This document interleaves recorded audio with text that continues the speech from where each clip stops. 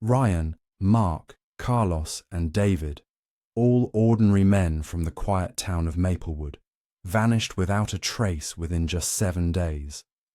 What connects a jogger, a mechanic, a chef, and a teacher to an abandoned mining town shrouded in secrets? As the town's darkest mystery unfolds, the answers lie buried deep beneath the surface, where danger waits in silence.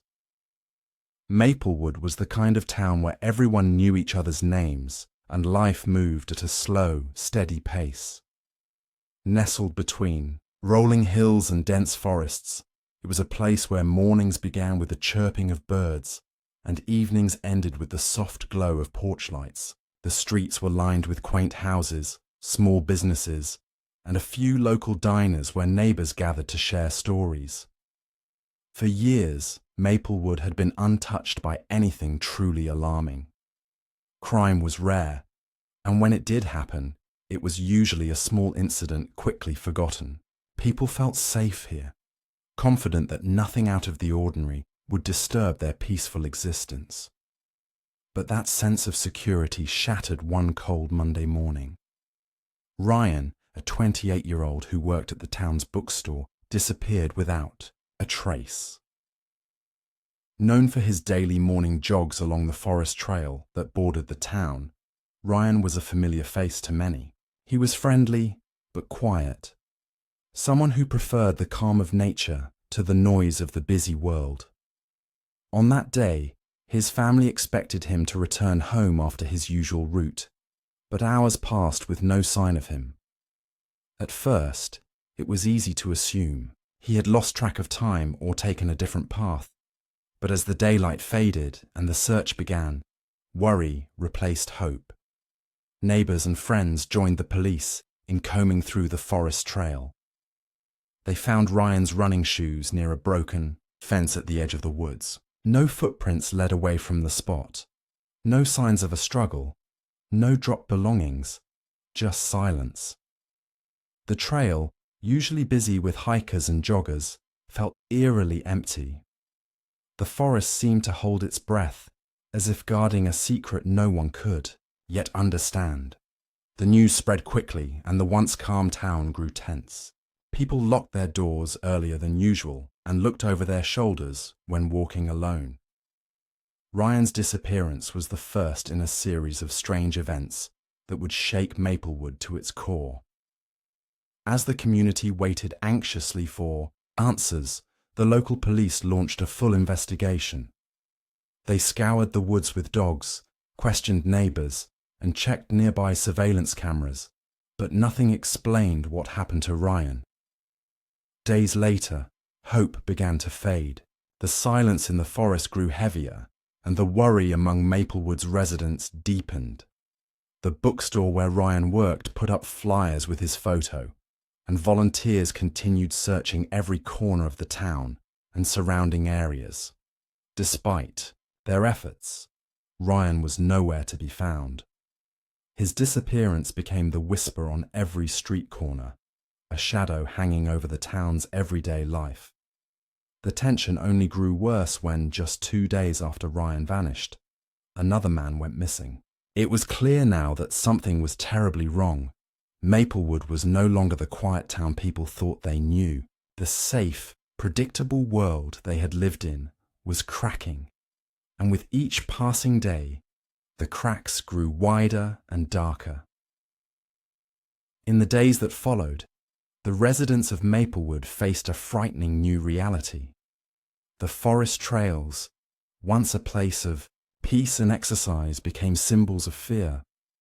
The town's gentle rhythm was broken, replaced by uncertainty and dread. No one knew what had taken Ryan or what might happen next, but everyone could feel that something sinister had entered their lives, and it was just the beginning. 2 days after Ryan disappeared, the town of Maplewood was already on edge. The police were still searching the forest trail where he had vanished, but with no leads. The mystery deepened.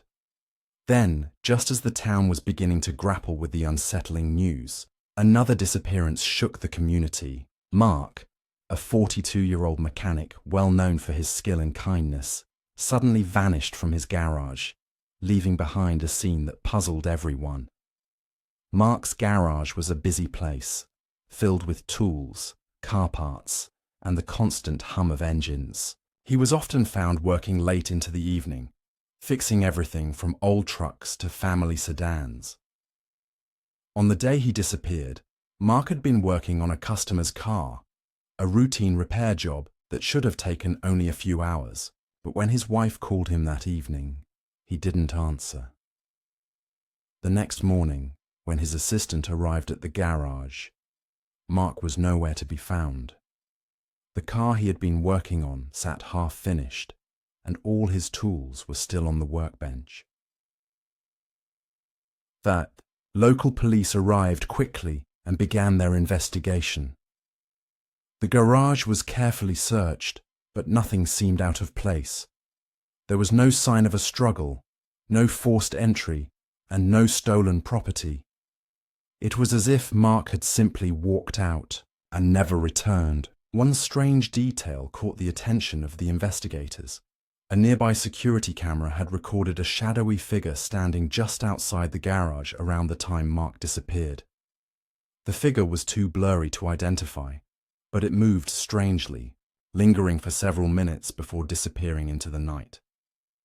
This discovery sent a chill through the community. The idea that someone unknown had been near Mark's garage at the moment he vanished suggested that his disappearance was no accident. Rumors began to swirl. Some said Mark had been involved in something dangerous. Others believed he might have been targeted for reasons no one could understand. The police, however, remained focused on facts, but they had few to work with. The disappearance of Mark raised the stakes for Maplewood. What had started as a single baffling case now looked like the beginning of something bigger, something threatening the safety of the entire town. Families became more cautious, businesses saw fewer customers, and the usual lively conversations in local diners turned to worried whispers. The police urged anyone with information to come forward, but so far, no one had seen or heard anything that could explain Mark's vanishing. As investigators reviewed Mark's personal life, they found no enemies or obvious reasons for him to disappear. He was respected, hard-working, and well-liked. Theories about his disappearance ranged from being caught up in a criminal act to more frightening ideas involving abduction. But none of these theories fit the quiet, friendly man everyone knew. The mysterious figure on the surveillance footage remained the only clue, but attempts to enhance the image failed to reveal any identity. This shadowy presence, coupled with the sudden and unexplained nature of Mark's disappearance, left the police baffled. The investigation stalled, and the community's fear grew. With 2 men missing within just a few days, Maplewood's sense of safety was unraveling fast. People wondered if there was a connection between Ryan and Mark, but the police couldn't confirm any link. Still, the timing and circumstances were too close to ignore. Everyone hoped the next days wouldn't bring more bad news, but deep down, many feared they already knew the answer. 3 days after Mark disappeared, the atmosphere in Maplewood grew heavier with fear and uncertainty. The town was already reeling from 2 unexplained vanishings, and now the community was forced to face yet another shocking loss. Carlos, a 35-year-old chef who worked at one of the town's most popular diners, suddenly vanished without a trace during his afternoon shift. His disappearance left his co-workers and customers stunned, adding a new layer of mystery to the already chilling sequence of events. Carlos was known not only for his skill in the kitchen, but also for his warm personality. He had a loyal following at the diner, where locals gathered for his famous recipes and friendly smile. On the day he disappeared, everything seemed normal. Carlos arrived early, prepared the kitchen for the lunch rush, and greeted his co-workers as usual. But when the lunch service ended, Carlos was nowhere to be found. His workstation was spotless, the knives and pans neatly arranged, and his car was parked outside, untouched. It was as if he had vanished while still on the job. The diner staff raised the alarm immediately. The police arrived to investigate, but like the previous cases, no clear clues emerged. There was no sign of forced entry or disturbance inside the diner. Surveillance footage from inside the restaurant showed Carlos working calmly until the last customer left, but no images captured him leaving. The mystery deepened when officers searched Carlos's apartment. There, they found a peculiar item that stood out: an old black and white photograph hidden inside a cookbook. The photograph showed a remote cabin surrounded by thick woods, a place that seemed far removed from the peaceful town of Maplewood. The cabin looked abandoned, with broken windows and overgrown plants choking its walls. There was no note or explanation accompanying the photo, but it quickly became a point of interest for investigators. Why did Carlos have this photo? And what connection did he have to that isolated place? The discovery raised more questions than answers. Had Carlos been planning to go there? Was the cabin somehow linked to his disappearance? As the police dug into his background, they learned that Carlos had recently taken an interest in local history and legends. Some residents remembered stories about the cabin being used long ago by people involved in secret meetings and strange rituals. While many dismissed these tales as folklore, the timing made them impossible to ignore. The community grew more anxious with each new detail. People who had once seen the diner as a gathering place now avoided it, fearing what might happen next. The local sheriff held press conferences, urging calm and cooperation, but his reassurances did little to ease the rising tension. The town was gripped by the feeling that something dark was unfolding, something connected to the past and the unexplained. Unlike the first two disappearances, Carlos's case suggested a deeper mystery. The photo hinted at a hidden world beneath the surface of Maplewood, one that might explain the sudden vanishings. Yet, no one could say for certain what that world was or how it related to Carlos's fate. As investigators followed every lead, the image of the cabin became a haunting symbol, a silent witness to a secret waiting to be uncovered. The loss of Carlos left the town more unsettled than ever. Questions about the connection between the missing men grew louder. Why had they disappeared? What or who was behind it? And most importantly, would anyone come back?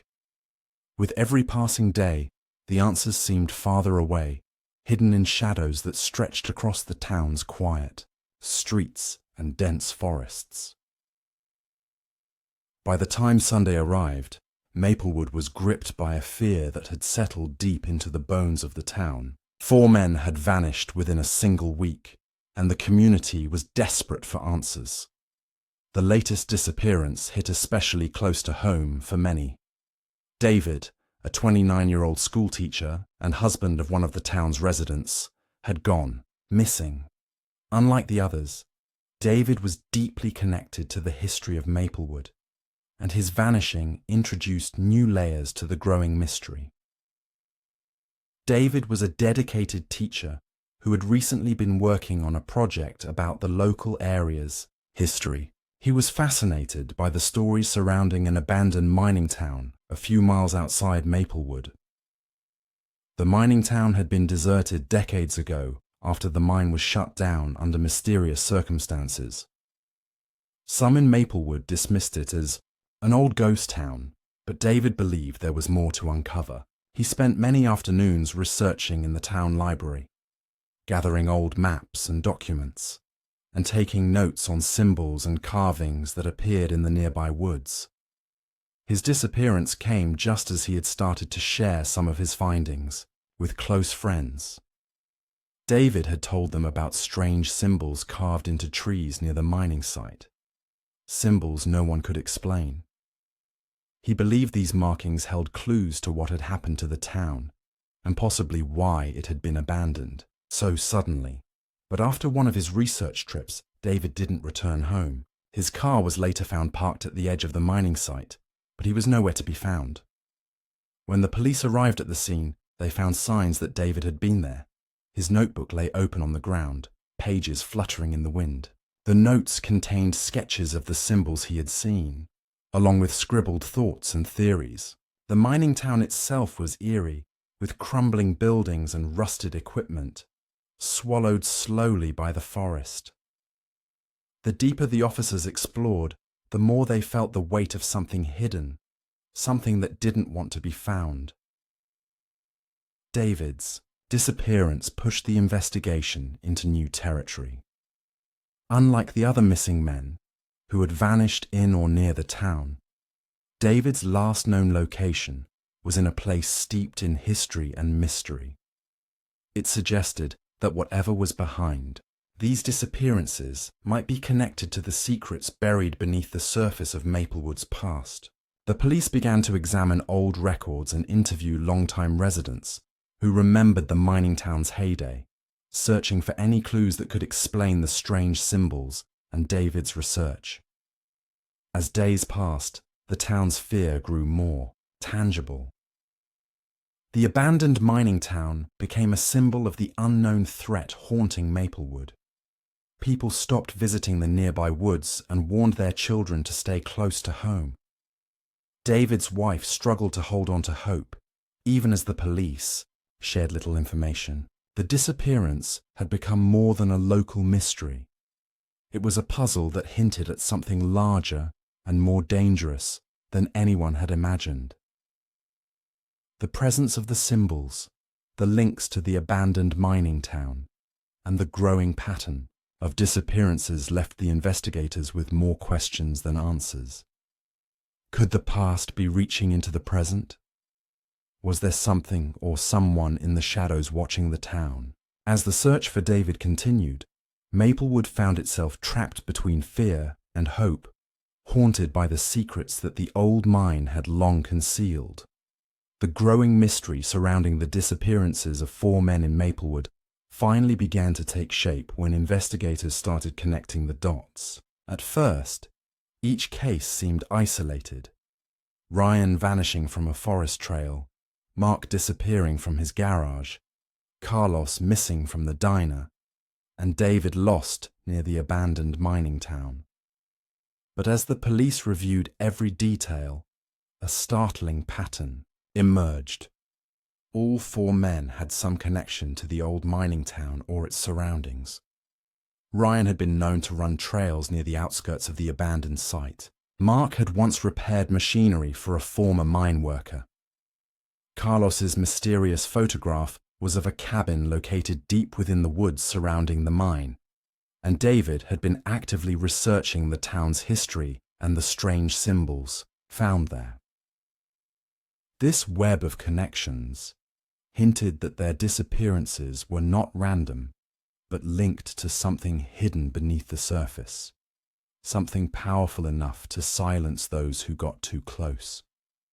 The abandoned mining town itself had become the focal point of the investigation. It was a place forgotten by most, its crumbling buildings and rusted equipment swallowed by nature. For decades, locals whispered about secret meetings and strange activities that had taken place there before the mine was shut down. Some claimed it was haunted. Others said it was a site where dangerous rituals once occurred.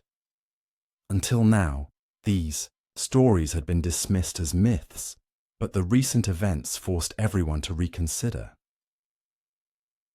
When the police began exploring the underground tunnels discovered near the mining site, they uncovered signs that someone had been living, or at least hiding there recently. Footprints, discarded food wrappers, and faint traces of firelight suggested the tunnels were still in use. More disturbing were the symbols etched into the walls, the same strange carvings David had documented before disappearing. These markings seemed to form a pattern, a language no one understood, but clearly meant to send a warning. The deeper investigators went, the more they realized this was no ordinary disappearance case. The tunnels hinted at a secret society or group intent on protecting something hidden for decades. Whoever these people were, they were willing to go to great lengths to keep their secrets safe, including kidnapping or worse. The possibility that Ryan, Mark, Carlos and David had stumbled onto this secret terrified the town. In a shocking turn, pieces of evidence found in the tunnels linked back to the missing men. Items like Ryan's watch, Mark's wrench, and a knife Carlos had used in the diner. These discoveries suggested the men had been held, or at least passed through the underground network. But their current whereabouts remained a mystery. Had they escaped? Were they still trapped inside?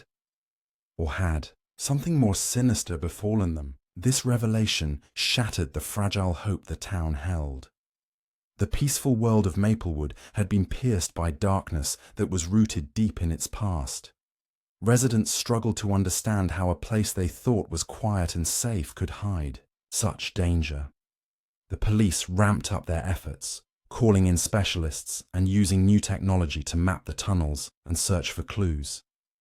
While the search continued, the town lived in fear. Every rustling tree, every shadow at dusk seemed to whisper threats.